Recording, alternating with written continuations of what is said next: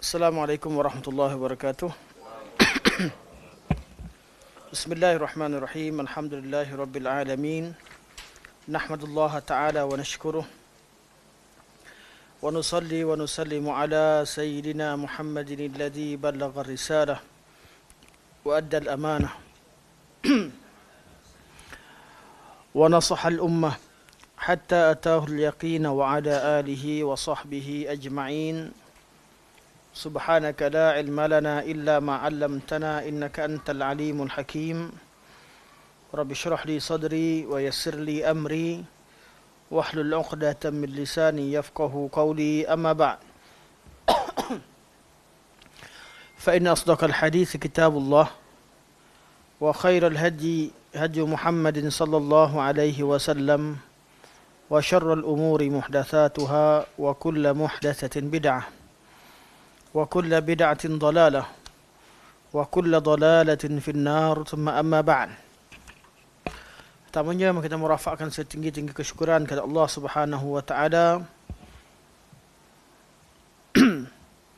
kerana dengan taufiknya dapat kita memanfaatkan sebahagian daripada waktu yang Allah Subhanahu wa taala berikan kepada kita pada malam ini dalam usaha menuntut ilmu Allah Subhanahu wa taala. Dan insya-Allah kita sambung pada matan baru yang termaktub dalam muka surat 164. Itu kata Syekh Al-Imam Abu Ja'far At-Tahawi rahimahullah, wal qadaru khairuhu wa syarruhu wa hulluhu wa murruhu minallahi ta'ala.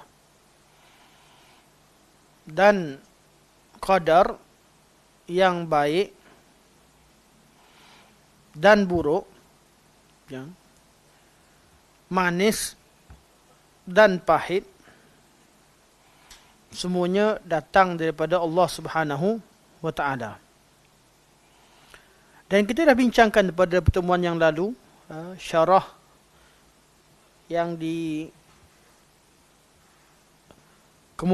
oleh Al-Imam Ibnu Abil Is rahimahullah pada ayat qul la yusibana illa ma kataballahu lana, dan pada ayat wa in tusibhum hasanatu yaqulu hadhihi min indillah wa in tusibhum sayyi'atu yaqulu hadhihi min indik qul kullun min indillah fama li haula'il qaumi la yakaduna yafqahuna haditha ma asabaka min hasanatin famin Allah wa ma asabaka min sayyi'atin famin nafsik.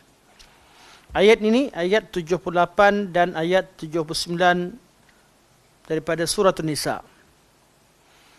Kita dah bincangkan maknanya sekali imbas, dan hari ini merupakan sambungan daripada perbincangan tersebut.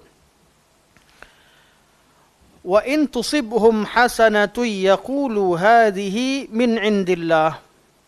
Dan kalau kebaikan yang menimpa mereka, mereka akan berkata hadhihi min indillah, ini datang daripada Allah Subhanahu wa taala. Kerana mereka rasakan Allah muliakan mereka, mereka berada di atas kebenaran, Allah sayang pada mereka. Wa in tusibhum sayyi'atu yaqulu hadhihi min indik. Kalau kejahatan yang menimpa mereka, bila kaum musyrikin, mereka kata ini semua daripada kamu. Artinya kalau kamu tak buat hal, kalau kamu tidak menghina Tuhan-Tuhan kami, kalau kamu tidak melakukan dakwah ini, dakwah kesesatan, begitulah dakwaan mereka, atau kalau kamu tidak memecah belahkan umat dan macam-macam tuduhan yang diberikan kepada Nabi sallallahu alaihi wasallam, dia kata takkan berlaku macam ni. Bila dia dapat baik, dia rasa ni nikmat Allah bagi pada kami. Ketika dapat musibah, dia kata ni kamu yang buat. Allah kata kul, jawab pada mereka, kullum min indillah. Kalau nak tengok bahawa musibah dari siapa, semuanya Allah bagi. Kullun, semuanya. Semuanya daripada Allah Subhanahu wa taala. Kullun min indillah, letakkan atas itu qada dan qadar ataupun al-qadar dan bab takdir. Semua yang berlaku adalah daripada takdir Allah Subhanahu wa taala. فما لهؤلاء القوم لا يكادون يفقهون حديثا, dan apakah yang menyebabkan kamu hampir-hampir tidak memahami perkataan nasihat dan pengajaran. Ini Allah apa yang menyebabkan mereka tak faham pengajaran itu, kata yang Nabi Allah perintahkan katakan kepada orang musyrikin. Kemudian Allah berikan kenyataan. Tadi berkaitan apa? Qada dan qadar. Namun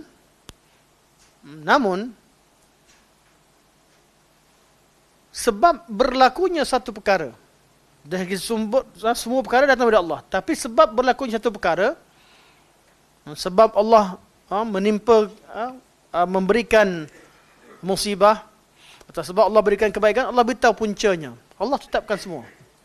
Tapi apa yang Allah tetapkan itu ada sebabnya. Sebabnya daripada mana? Allah kata, ma asabaka min hasanatin faminallah. Kebaikan, sebab kamu dapat kebaikan, sebab kamu sehat, sebab kamu kaya, sebab kamu dihormati, sebab kamu diberikan rezeki, dan semua nikmat tersebut faminallah, sebab Allah yang nak kasih, Allah yang nak beri. Allah tak syaratkan orang yang solat baru sehat. Allah tak bagi syarat. Kebaikan-kebaikan dan nikmat-nikmat Allah bagi itu faminallah. Wa ma asabaka min sayyi'atin famin nafsik. Dan kalau berlaku perkara buruk, itu puncanya diri kamu sendiri. Apakah perkara buruk? Perkara buruk yang dibincangkan ini yang akan kita baca hari ini. Apa maksud baik dan buruk? Yang penting kalau lihat kepada sumber dan yang melakukan suatu perkara, semuanya Allah Subhanahu wa taala. Semua datang daripada Allah. Namun perbuatan Allah tadi, Allah dah tentukan ada sebabnya, dan Allah beritahu penyebabnya adalah kalau kebaikan, sebabnya Allah memang nak bagi kebaikan. Allah tak terhutang budi dengan apa-apa yang kita buat. Ibadah yang kita buat, Allah simpan untuk kita, ada pahala untuk kita sebagainya. Allah, semua yang kita buat, Allah catatkan pahala, Allah gandakan, Allah berikan. Itu semua selesai. Tapi kebaikan dapat juga. Dapat nikmat, dapat kesihatan, dapat penghormatan, dapat anak, dapat rumah yang besar, kereta yang semua Allah bagi, Allah kata. Ini semua datang daripada Allah. Tapi kalau ada musibah yang mentimpa kamu, atau ada kejahatan, keburukan timpa pada kamu, ketahuilah, cek balik diri kamu. Itu datang pada diri kamu sendiri. Dan ini sunnatullah. Sunnatullah. Okey. Terus baca peringkat bawah. 165. Ini yang kita masuk hari ini insyaAllah. Yang dimaksudkan dengan kebaikan, itu hasanah. Yang dimaksudkan dengan kebaikan di sini ialah ni'man. Ialah ni'man. Dan maksud kejahatan ialah bala. Ni kaul satu. Kaul yang pertama.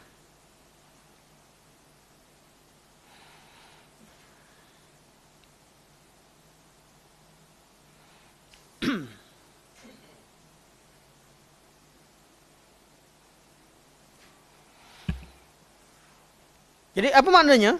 Wa ma asabaka min hasanatin faminallah, ikut kaul ni, apa sahaja nikmat yang menimpa kamu itu datang daripada Allah. Sebab di sini dia kata kebaikan itulah nikmat. Wa ma asabaka min sayyi'atin famin nafsik, dan maksud mana dia? Dan kejahatan, dan apa sahaja kejahatan yang ataupun bala yang menimpa kamu itu daripada diri kamu sendiri. Dan ini kata Syekh ni yang paling sahih. Ni yang paling sahih. Pandangan yang kedua. Ada pendapat mengatakan maksud kebaikan adalah nikmat. Sama. Tapi kalau tengok kepada teks asal, taat. Bukan nikmat, tapi taat. Ketaatan. Jadi nanti yang ambil pen ni. Betul kan? Pendapat yang kedua, ma asabaka min hasanatin faminallah, apa sahaja, barakallahu fik, Allah jazakallahu khair, apa sahaja ketaatan, maksudnya kalau kamu solat, kamu puasa, kamu buat kebaikan, apa sahaja ketaatan yang kamu lakukan tu Allah, datang daripada Allah. Dan apa sahaja kemaksiatan yang kamu lakukan, itu kamu sendiri yang lakukan. Ini pandangan yang kedua. Iaitu berkaitan dengan taat dan maksiat. Dan ada pendapat mengatakan maksud kebaikan ialah kemenangan.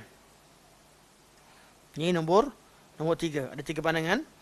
Kemenangan yang maksud kebaikan adalah kemenangan yang diperolehi dalam perang Badar, dan maksud kejahatan ialah kemalangan yang menimpa dalam peperangan Uhud.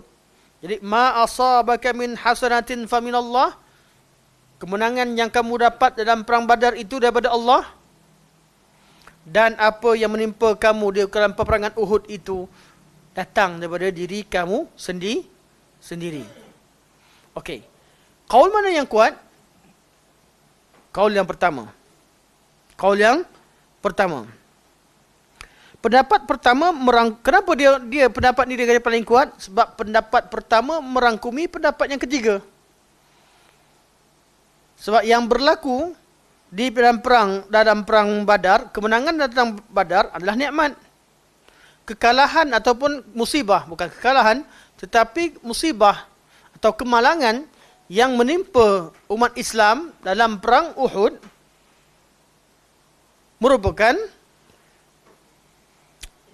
bala atau ujian daripada Allah Subhanahu wa taala.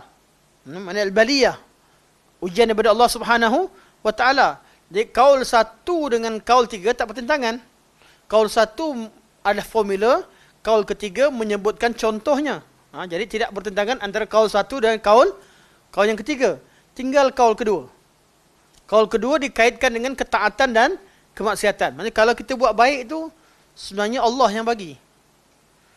Kalau kita buat buruk, itu diri kita sendiri, punca diri kita. Syekh kata apa?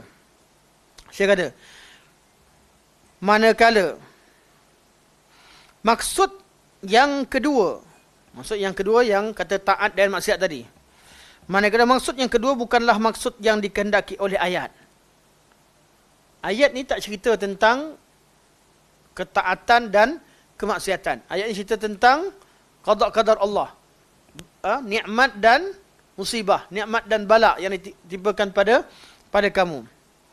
Tapi kata Syekh, akan tetapi tidak ada pertentangan antara amalan jahat dengan pembalasan jahat disebabkan oleh amalan itu, di samping kesemuanya telah ditetapkan oleh Allah Subhanahu wa taala. Bukan disebabkan amalan itu, disebabkan oleh orangnya atau disebabkan oleh kita tengok pada asal, walakin la munafata baina an takuna sayyi'atul amal wa sayyi'atul jaza' min nafsihi. Tapi tak ada berlaku pertentangan. Ayat ni tak cerita pasal tu. Tapi kalau katakan begitu juga tidak berlaku pertentangan. Bermaksud ketaatan dan kemaksiatan juga punca daripada perbuatan tu, daripada orang tu dia buat, dan balasan pun pada dia. Contohnya apa kata Syekh? Kalau nak maknakan begitu. Cuma Syekh kata makna ayat ni bukan berkaitan dengan tu. Ayat ni konteks tak sama dengan tu. Cuma tak berlaku pertentangan pun sebenarnya. Ini kerana kadang-kadang maksiat kali kedua merupakan hukuman terhadap maksiat pertama yang dilakukan. Kenapa orang tu boleh terlibat dengan ni? Sebab maksiat pertama. Sebelum dia buat maksiat yang besar, dia lakukan maksiat yang lain dulu. Sebelum seorang tu sampai pada tahap wali'azubillah syirik dan murtad, dia tinggalkan agama Allah, dia tak belajar agama, banyak maksiat-maksiat yang dibuat sebelum yang hujung. Tak mustahil suatu kemaksiatan yang dibuat merupakan hukuman Allah terhadap kemaksiatan yang sebelumnya, iaitu balasan Allah terhadap kemaksiatan. Orang yang tak nak pergi wuduk langsung, confirm tak solat. Orang yang tak wudu, confirm dia tak solat. Orang yang tak belajar cara solat, confirm dia tak solat. Orang tak belajar mengaji, confirm dia tak mengaji. Belajar pun tak nak. Pergi belajar tapi tak nak faham. Atau seterusnya. Ada sahaja sebab. Syekh katakan maknakan ketaatan sebab puncanya sebab memang kemaksiatan berlaku sebagian pada dosa berlaku kerana dosa yang sebelumnya. Orang yang pergi orang Allah kata jangan dekati zina. Zina tu berlaku sebab dia pergi dekat lah. Tak nak zina, kita tengok je. Kita pergi dekat je.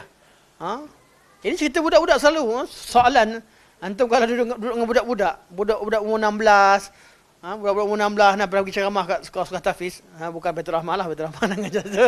Nak kita siap-siap tak orang faham betul lah. Pak nak ngajar Baitul Rahmah. Di sebagian tempat budak-budak tanya. Budak-budak tahfiz.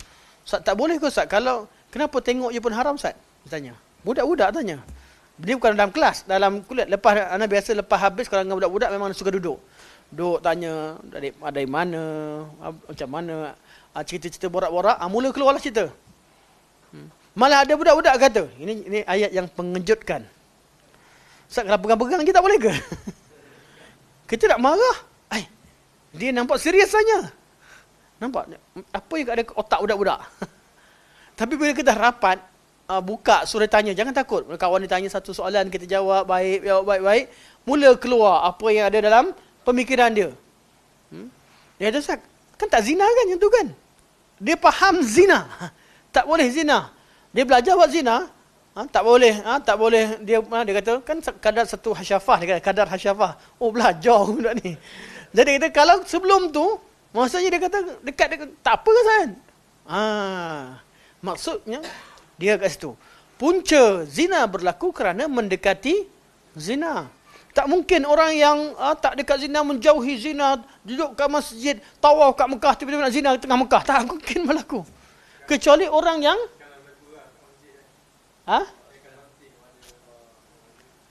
mungkin dia tak pergi semayang. Dia memang, itu bukan nak pergi semayang. Dia memang tengok situ paling selamat. Itu kan semayang. Berlaku zina dalam Kaabah. Kisah dalam kaum Jurhum. Sebelum, ketika antara penyebab, ulama kata penyebab air Zam-Zam tertutup sebelum digali oleh Abdul Muttalib. Kalau orang yang janji nak buat jahat tu, dia bukan pergi masjid sebab beramal ibadat. Dia memang dah buat appointment kat situ. Dia dah janji dah kat situ. Dia kata ni tempat paling selamat. Bukan nak buat berat-berat dengan kan dia kata. Saya tengok video tu petang tadi. Mana kita punya geli tengok. Macam mana Allah sallallahu alaihi wasallam. Semoga Allah jauhkan kita. Kalau orang yang songsang ni, kita syukur pada Allah. Allah berikan kepada kita selain daripada belajar hadis, belajar sunnah Nabi sallallahu alaihi wasallam, belajar agama, Allah berikan fitrah yang selamat. Jadi kalau yang kat belakang, yang kat depan cerita pasal kahwin dua tu jangan marahlah. Mana masih fitrah, betul? Gurau-gurau je. Semua tak berani. Gurau-gurau je, semua tak berani. Tak ada seorang pun yang berani sini. Jadi itu cerita biasa, fitrah. Gurau-gurau. Tapi kalau sampai pada tahap luar dari fitrah, benda ni, ini benda yang kita risaukan. Macam kalau berlaku kes kat sekolah, cikgu-cikgu juga apa? Kadang-kadang budak lelaki kes, bercinta lelaki perempuan kan. Kat depan cikgu marah, kat belakang budak-budak. Dulu pun saya macam tu juga. Itu biasa. Tapi yang kita risau bila berlaku sesuatu di luar tabi'i. Luar fitrah. Okey. Ini kerana kadang-kadang maksiat kali kedua merupakan hukuman terhadap maksiat pertama yang dilakukan. Dan ia menjadi balasan yang buruk di samping ia sendiri merupakan amalan jahat. Dia amalan jahat tu dia yang memang sama macam ayat, apa yang jahat dia sendiri yang buat, kejahatan dia yang buat, dan itu juga merupakan balasan terhadap amalan jahat sebelumnya. Orang yang tak menjauhi, orang yang tidak mahu dekat dengan agama Allah, sudah pasti dia makin menjauh daripada agama Allah Subhanahu wa taala. Orang yang berusaha mendekati agama Allah, sudah pasti Allah akan bukakan hidayah daripada semasa ke semasa. Waladina jahadu fina lanahdiyannahum subulana. Dan orang-orang yang berusaha menuju arah kami, pasti kami tunjukkan jalan pada dia. Jadi pada awalnya belajar, marah sangat dengan contohnya, ramai kawan-kawan kita yang asalnya marah kepada Wahabi. Yang ada kat sini lah. Saya tak marah, tapi saya segeram ada.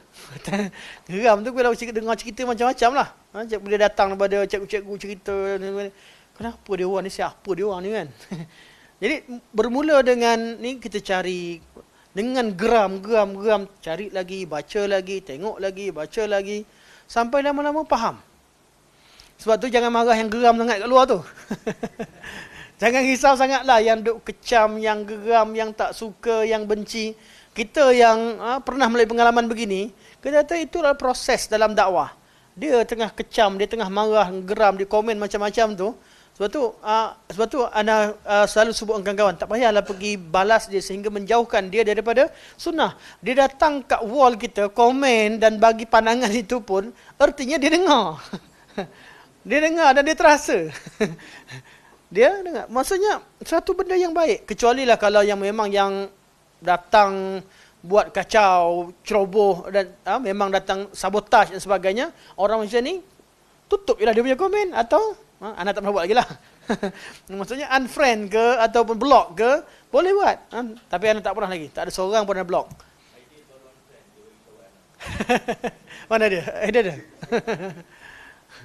Tapi, Ana pernah blok siapa? Ana blok adik Ana. Bukan Ana blok, nanti kita cek senarai blok, kenapa masuk kat dia senarai blok?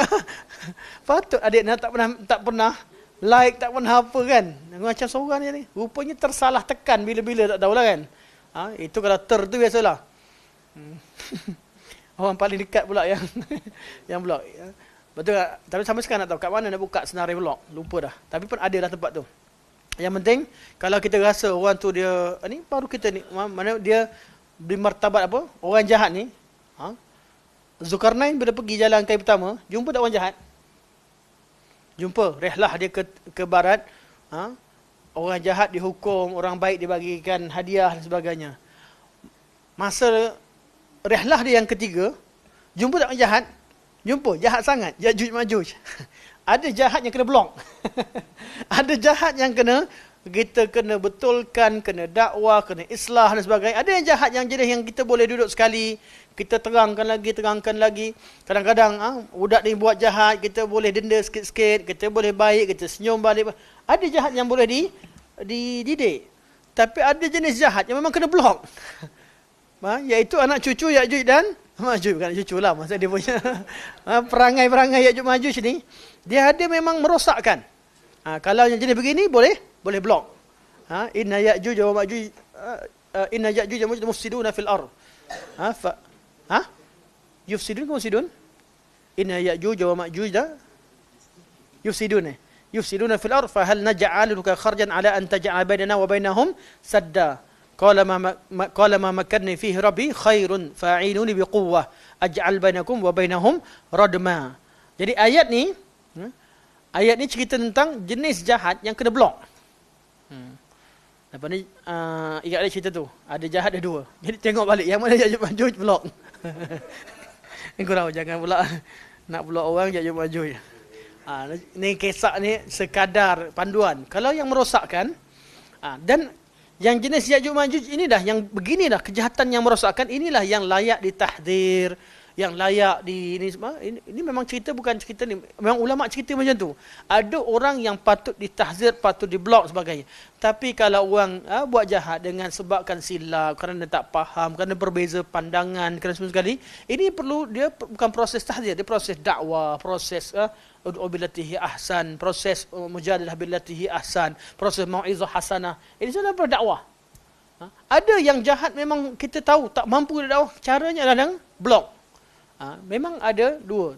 Sebab tu kalau salah letak, orang yang buat silap sikit, kita pergi letakkan senarai kesalahan macam besar sebagainya, tak kena. Perlu faham. Allah pun adil. Dalam orang kafir sekalipun Allah adil. Ana selalu sebut, dalam hukum terhadap orang kafir sekalipun Allah adil. Kaum musyrikin dengan ahli kitab tak sama. Ahli kitab kita boleh makan sembelihan dia, ahli kitab kita boleh kahwin dengan wanita dia, ahli kitab ada hukum jizyah dan sebagainya. Tapi kaum musyrikin tak. Walaupun sama-sama kafir. Allah. Okey.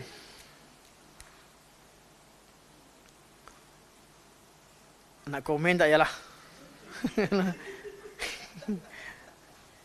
Yang janganlah ditajuk lagi. Okey.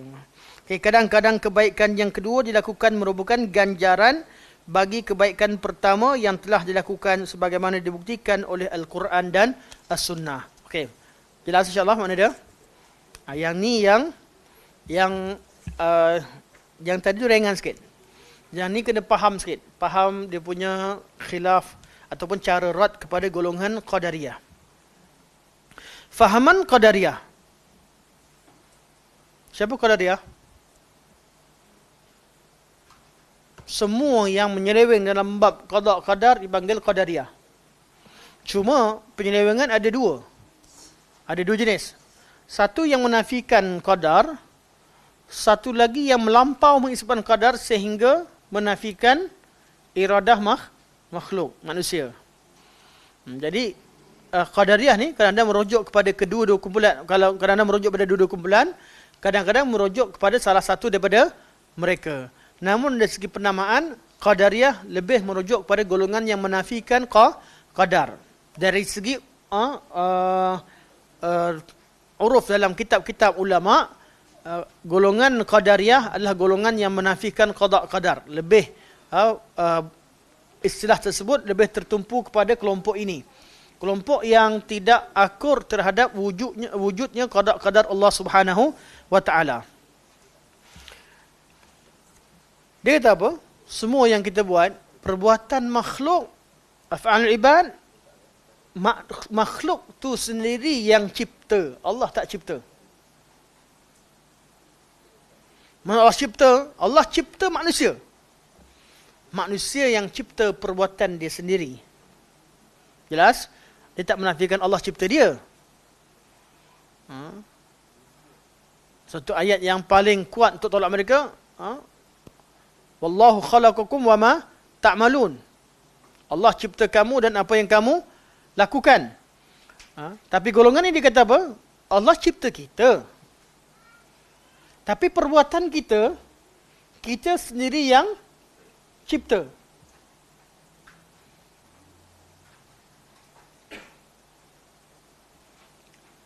Jabariyah kata, Allah cipta kita, perbuatan kita, dan segala yang kita buat tu Allah yang buat.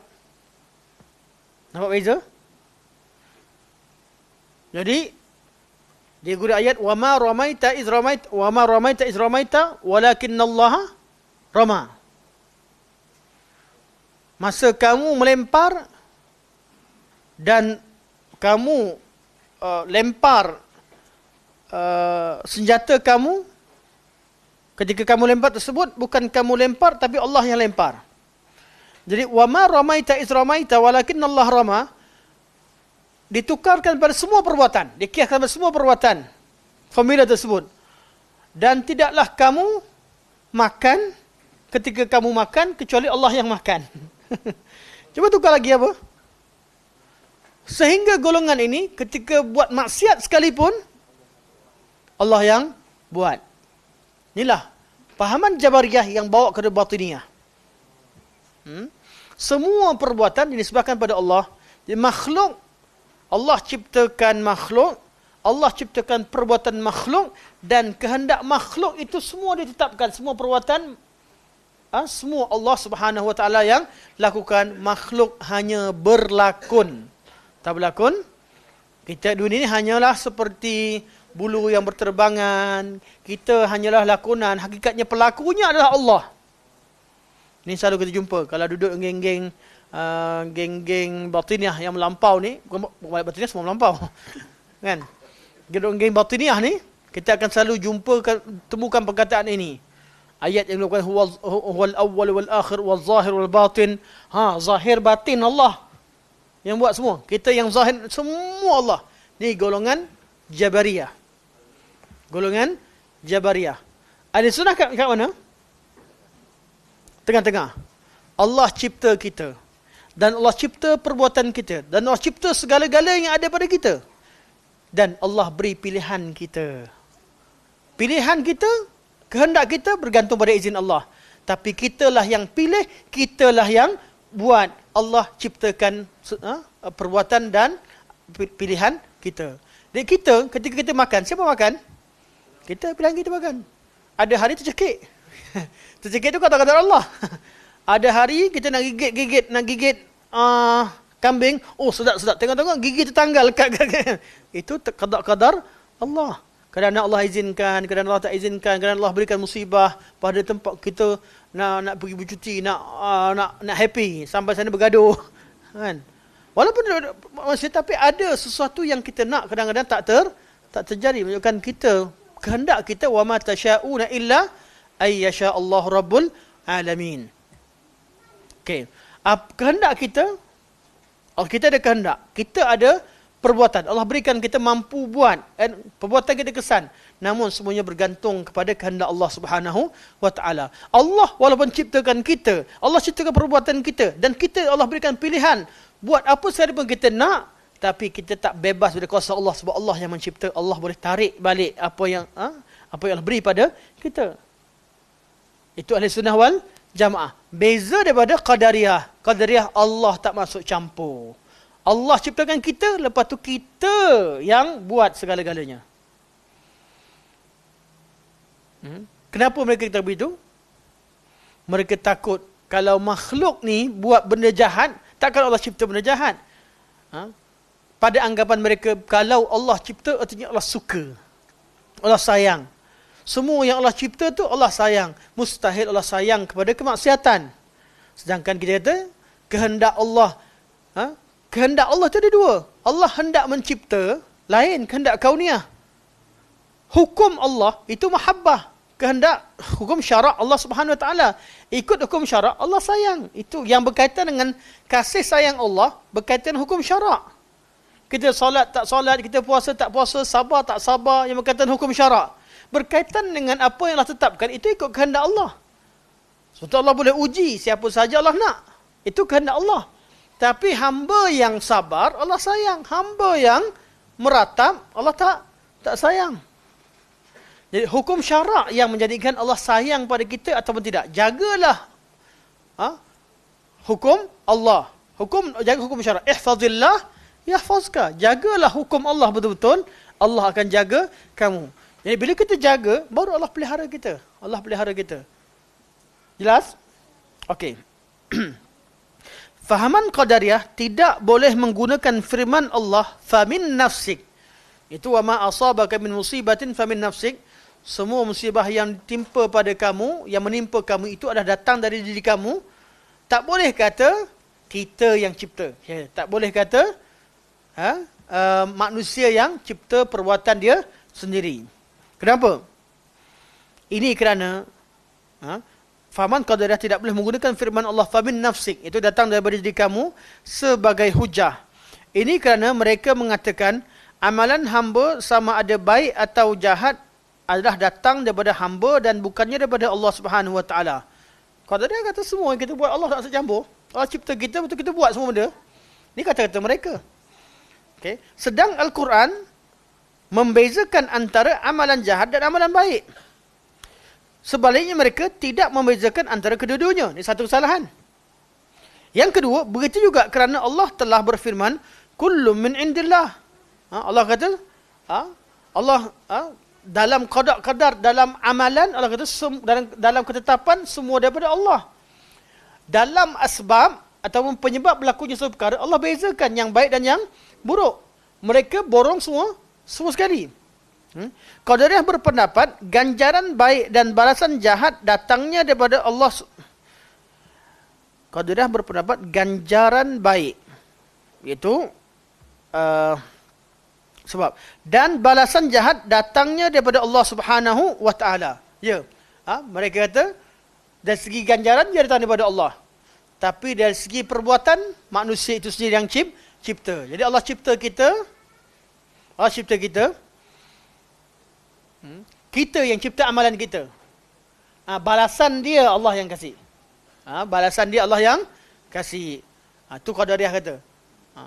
Sedang jadi jadi Syekh kata, apa yang Quran sebut tak sama macam yang kamu sebut. Kamu kata Allah tak buat. Allah tak cipta. Allah kata Allah tak cipta. Sedangkan Allah kata, yang Allah cerita, dari segi ciptaan semua yang berlaku Allah yang lakukan. Cuma sebabnya, sebahagian daripada sebab berlakunya musibah itu datang daripada diri kamu sendiri. Faham Takut lama-lama, makin lama-lama. Lama-lama kerana kesusun ayat pun jadi ni. Firman Allah Subhanahu wa taala selepas itu, ma asabaka min hasanatin adalah sama dengan firman Allah, wa in tusibhum hasanatun dan wa in tusibhum sayyi'atun. Itu ayat 78 dan 79. Sama je konteksnya, cuma satu cerita tentang perbuatan, yang satu pencipta, yang selepasnya cerita tentang sebab perbuatan itu datang, tapi berkaitan dengan kebaikan dan keburukan. Antum boleh cek balik ke situ insya-Allah. Okey.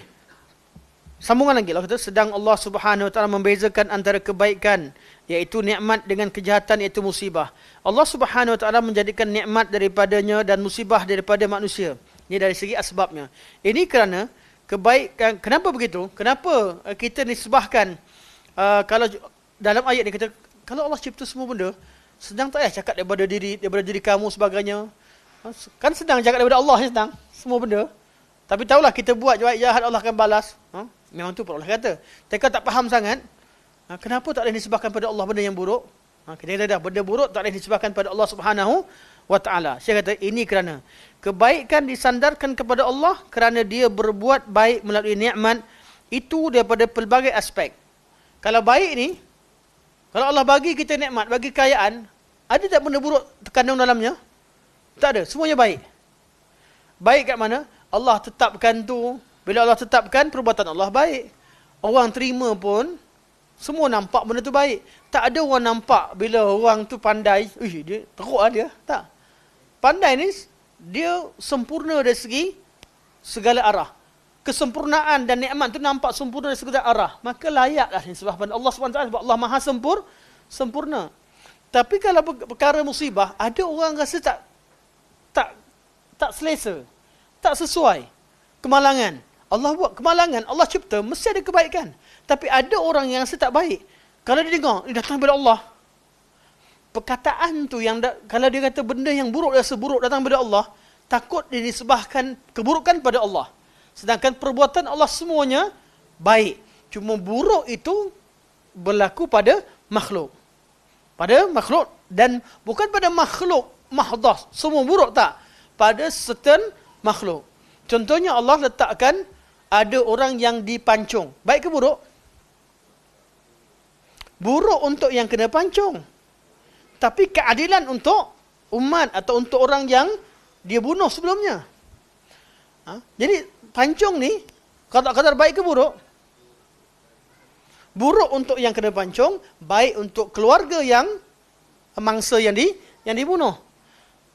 Kadar Allah, walaupun kita tidak ada semua yang Allah lakukan itu mengandungi kebaikan dan tak ada buruk yang mahdah, tapi benda buruk tak disebabkan kepada Allah sebab takut bahasa manusia ni menisbahkan benda buruk kepada Allah Subhanahu Wa Taala, sedangkan Allah tidak cipta perkara yang buruk yang mahdah, yang buruk sahaja.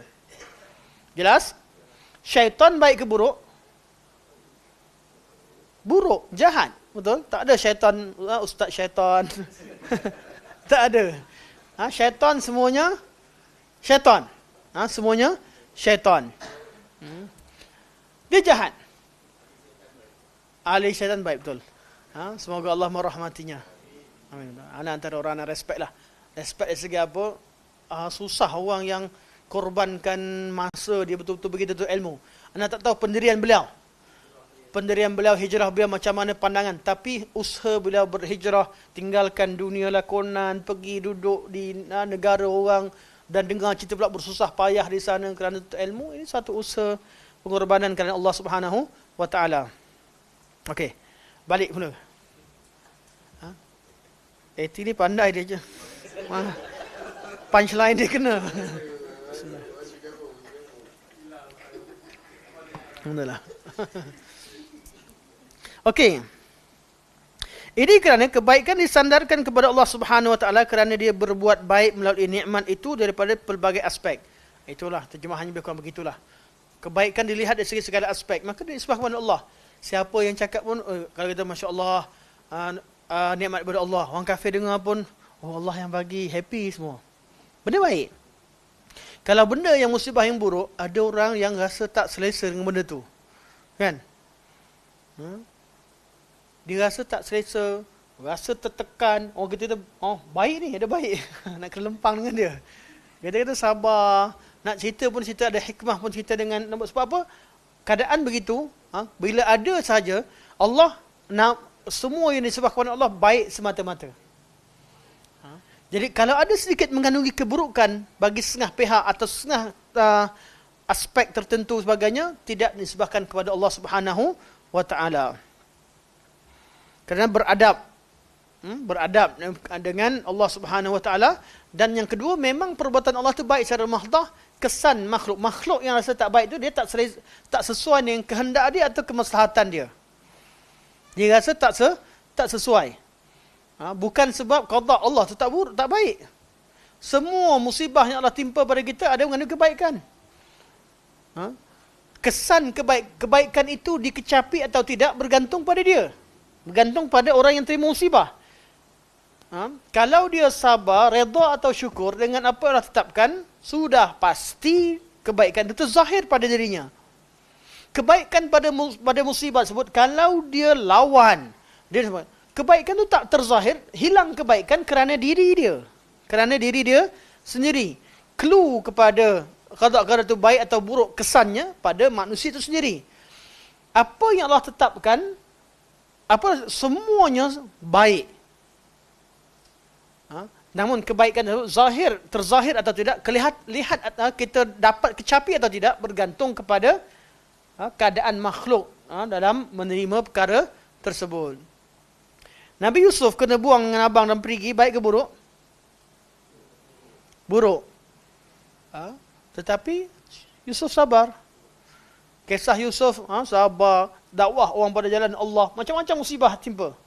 Hujung sekali budak kampung kat Badiah duduk dalam istana dan sekali jadi menteri dalam kerajaan Fir'aun zaman tu, ataupun Aziz zaman tu.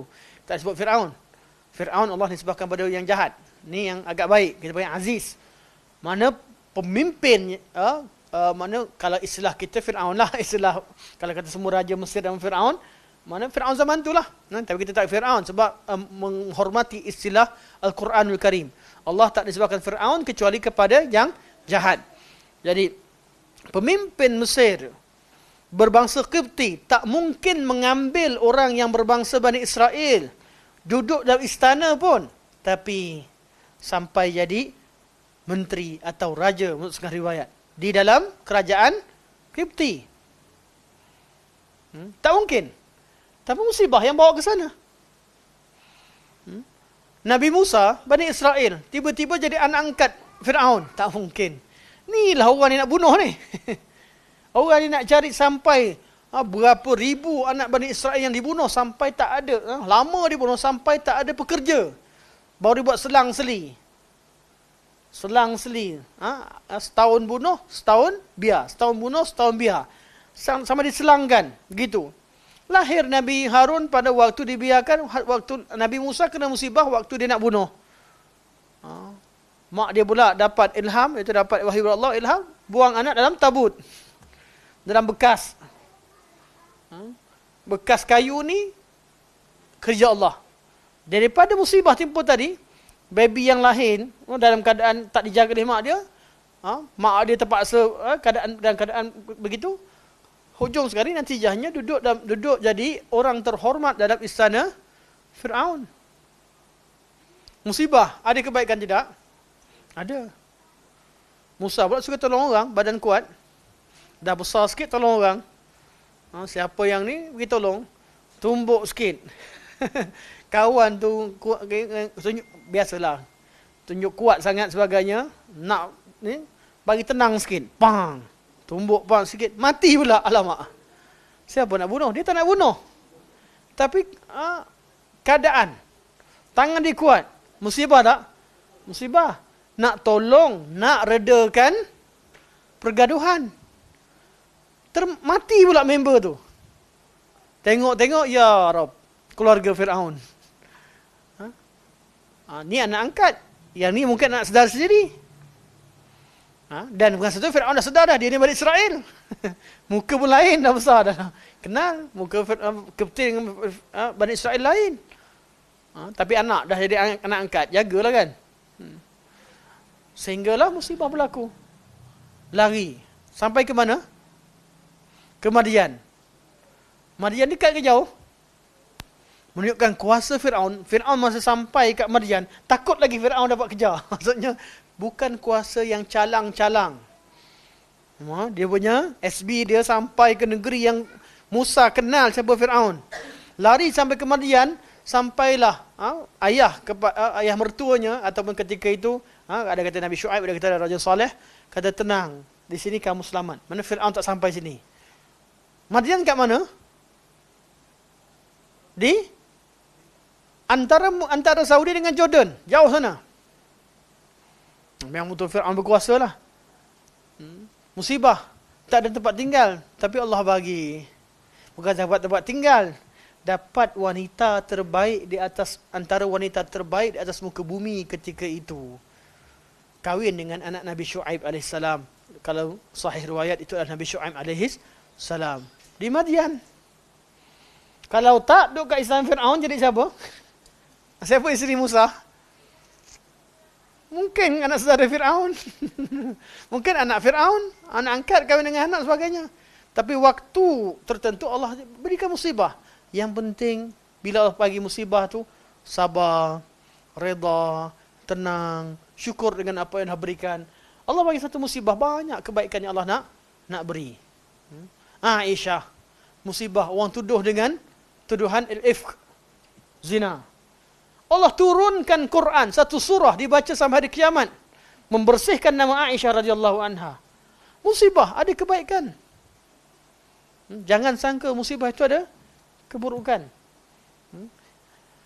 Walau bagaimanapun, musibah ni, kita suka ke? Nak pujuk diri. Anak masa kereta anak boom kan. Bau tengah betul-betul ni kan. Kena overhaul kan. Fikir, aku ajar akidah. Jadi kan, baru nak sedih. Dah hati, aku jawab kadar-kadar lah. Dah hati kan. Ni nasihat dia sendiri. Musibah ada kebaikan, tak ada apa. Alhamdulillah tak ada apa-apa. Tak rasa apa-apa. Cepat. Mana ilmu ni bagus juga. Dia menasihati diri kita sendiri. Sedih pun sedih lah. Kan? Musibah kena. Waktu bincang kata kawan, ada lagi benda yang berlaku. 2. Tapi tetap. Allah mudahkan. Apa sahaja berlaku pada kita. Kadang-kadang kita rasa macam, ya Allah, berlaku satu benda lagi sampai ni. Jangan mengadu dengan manusia. Jangan ni semua sekali. Tenang. Yakin dengan Allah Subhanahu Wa Taala. Allah mudahkan. Hidup ni kita jaga hukum Allah. Jaga syariat Allah. Biarlah Allah tunjukkan jalan keluar melalui jalan taqwa. Ana selalu sebut, wa man yattaqillah yaj'al lahu makhraja. Jalan keluar kita satu je, jalan taqwa. Jangan menipu. Jangan menipu orang, jangan rasuah, jangan terus ambil duit orang, sebagainya. Tenang. Yakinlah Allah Subhanahu Wa Taala akan mudahkan. Insya-Allah Allah bukakan jalan. Ini kerana Allah Subhanahu Wa Taala sekali-kali tidak akan melakukan kejahatan. Sebaliknya, segala perbuatannya adalah kebaikan. Oleh itu, Nabi SAW berkata dalam doanya, wal khairu kulluhu biyadaik wasyarru laisa ilaik, labbaika wa sa'daik. Wal khairu kulluhu biyadaik wasyarru laisa ilaik, tabarakta wa ta'alait. Antara doa istiftah ketika kita mula solat. Kebanyakan kita hafal Allahu Akbar kabirah lah kan. Ada banyak lagi doa-doa yang hafal, antaranya doa tadi. Nabi kata apa? Kebaikan semua berada di tanganmu dan tidak ada kejahatan yang dinisbahkan padamu, ya Allah. Sebab tu bila kita tengok pada ayat Quran banyak, terlalu banyak ayat macam ni. Wadduha wal laili idza saja. Ma wadda'aka rabbuka wa ma qala. Ma wadda'aka rabbuka. Wadda'a sebut rabbuka. Ma wadda'aka rabbuka wa ma qala tak ada rabbuka. Kenapa? Sebab keadaan tu mengandungi perkara yang ada buruknya. Wadda'a, apa sebab da'a? Tinggalkan keadaan wida', tinggalkan keadaan baik. Kita tawaf wada', kita nak duduk kat Mekah, tapi kita kena balik.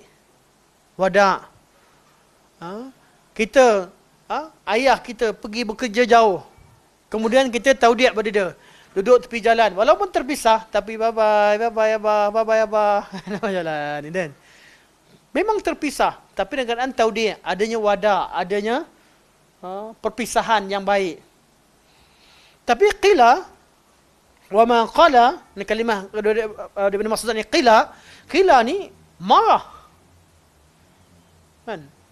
Hentak pintu, setat kereta, keluar. Tak balik-balik. Tahu-tahu jenazah datang. Contohnya. Qila. Pisah dengan keadaan tak baik. Ataupun pisah, keluar. Waktu keluar dalam keadaan berpisah kerana tidak baik, kerana marah tadi. Qila ni marah. Dalam keadaan ni, itu benda yang ada mengandungi buruk. Ketika Ummu Jamil kata, Muhammad, mana Tuhan kamu? Mana syaitanmu? Tak turun, tak bawa wahyu pada kamu? Nak Jibril, ada berlaku kelewatan turun wahyu. Nabi rasa sedih. Datang Ummu Jamil pula, mana syaitan kamu? Dia kata, kamu kan buat wahyu, engkau tu syaitan yang cakap dengan engkau tu. Bukan Jibril. Jadi, Nabi sedih. Allah turunkan ayat wadduha, demi waktu duha, wal laili iza saja, dan demi waktu malam bila digelam. Waktu duha mewakili waktu kita gembira, waktu malam waktu kita duka dan sedih. Ma wadda'aka rabbuka wa ma qala. Rabbmu wida' pada kamu pun tak pernah, apatah lagi nak tinggalkan kamu dalam keadaan marah. Ma wadda'aka rabbuka wa ma qala. Walal akhiratu khairul laka minal ula. Penyelesaiannya, nak tahu tentang qada qadar baik buruk ni, ketahuilah akhirat itu lebih baik daripada dunia. Atau ketahuilah yang belakang itu, al-akhirah boleh berarti hari akhirat, atau ketahuilah akibat dan kesan daripada apa yang Allah berikan ini lebih baik daripada apa yang kamu rasakan sekarang. Walal akhiratu khairul laka minal ula. Kemudian Allah kata, wala sawfa yu'tika rabbuka fatarda. Dan pasti Allah akan bagi kepada kamu satu pemberian yang kamu akan rasa redha. Ini yang sepatutnya kita rasakan. Berlaku apa sahaja, ingat janji Allah. Bila kita kena musibah, Allah akan bagi satu benda yang kita redha. Allah tak, fa inna ma'al usri yusra, inna ma'al usri yusra. Confirm. Ada kebaikan.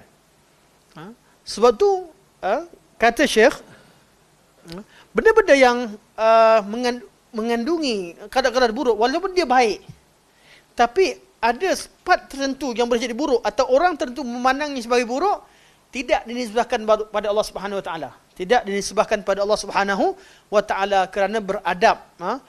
Kerana itulah hakikatnya.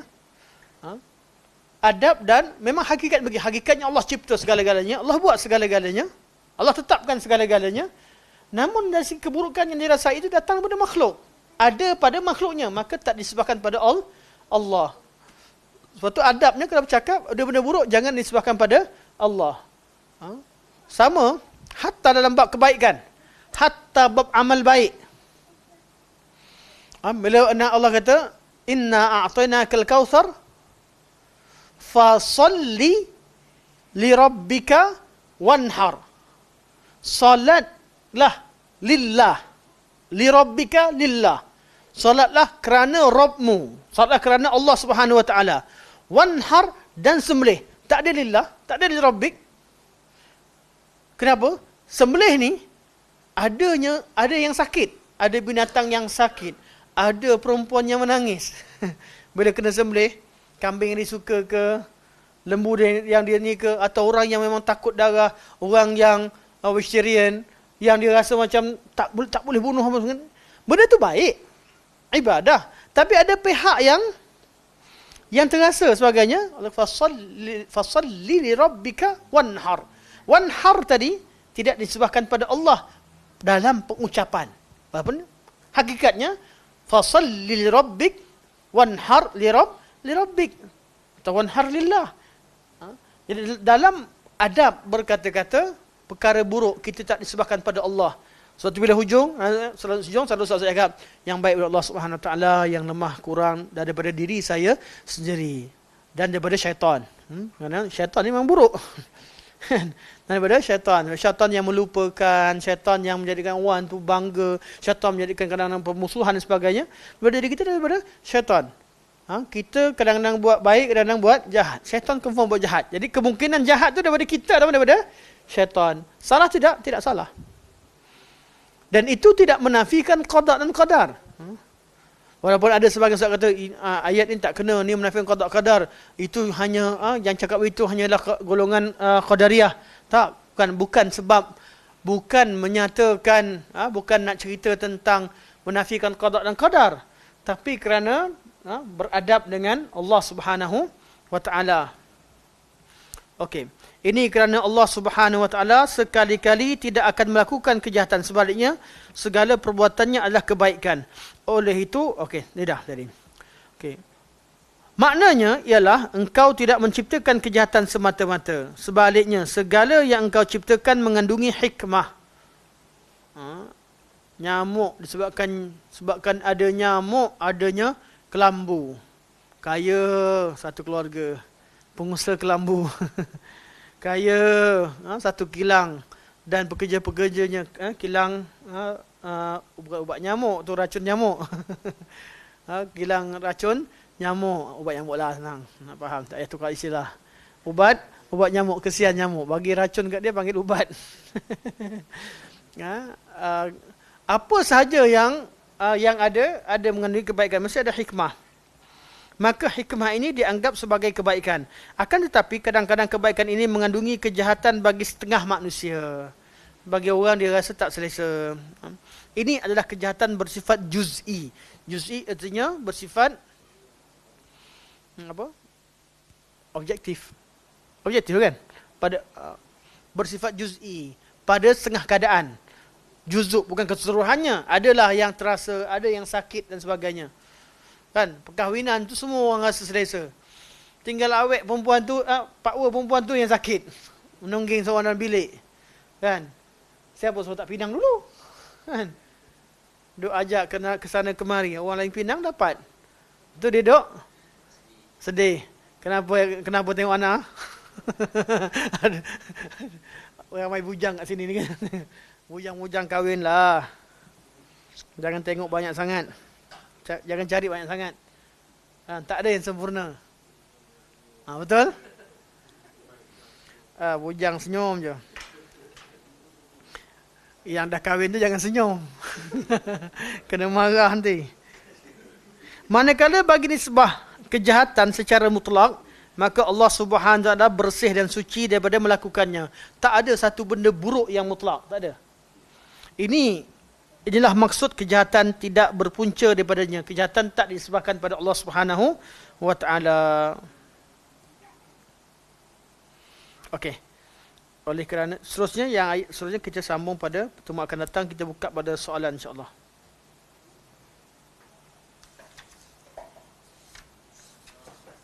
Tafadhal.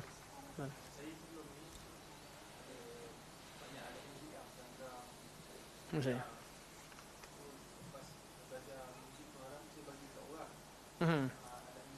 Dah bagi dah. Selamat lah.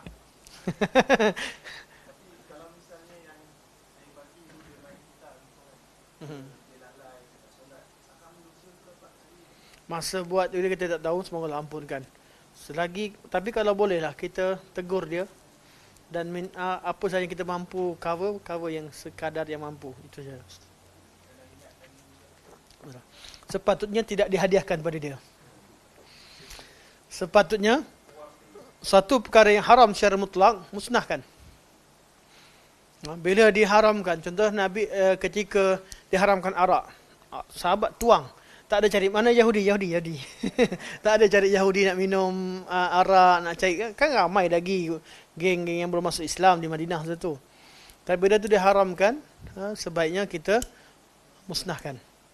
Begitu juga sahabat tengah makan himar, makan keldai di Khaybar. Tiba-tiba Allah turunkan pengharaman keldai di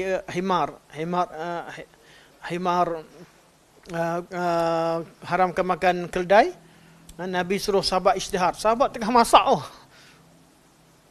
dan banyak keldai dapat tawan. Keldai tak tahu daging dia sedap, sahabat suka mungkin sedap kot. Jadi tengah masak-masak belum sempat makan. Bayangkan lepas perang semula nampak daging macam nampak smokes lah. Macam apa? Macam nampak brisket, lamb rib dan sebagainya lah. Tiba-tiba kena tumpahkan, kena buang. Semua sahabat buang. Itulah yang terbaik. Tapi kalau dah berlaku, semoga Allah Subhanahu Wa Taala ampunkan kesalahan kita. Kita dah bagi pada dia, jadi milik dia lah. Tapi kalau apa yang mampu nasihatkan, insya-Allah.